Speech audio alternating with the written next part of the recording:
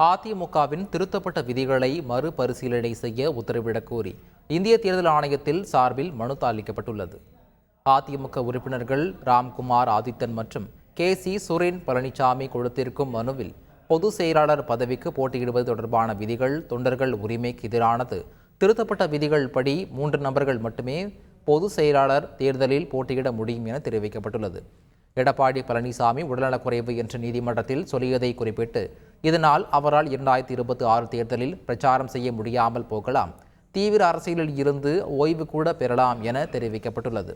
அப்படி ஒரு அசாதாரண சூழ்நிலை ஏற்பட்டால் கட்சி புதிய பொதுச் செயலாளரை தேர்ந்தெடுக்க வேண்டும். புதிய பொதுச் செயலாளரை தேர்ந்தெடுக்க தற்போதைய விதிகள் படி மற்றொரு தலைமை போர் எழும் எனவும் குறிப்பிடப்பட்டுள்ளது. தேர்தல் அரசியலில் அதிமுக மிக மோசமான கட்டத்தை அடைந்து வருகிறது. உள்கட்சி ஜனநாயகத்தை காக்கவும் அழிவில் இருந்து கட்சியை காக்கவும் 2023 ஏப்ரலில் தேர்தல் ஆணையம் திருத்தப்பட்ட கட்சி விதிகளை ஏற்றுக்கொண்டதை மறுபரிசீலனை செய்து சென்னை உயர்நீதிமன்றத்தில் நிலுவையில் உள்ள வழக்குகளின் தீர்ப்புப்படி செயல்படுமாறு வேண்டுகிறோம் என தெரிவிக்கப்பட்டுள்ளது.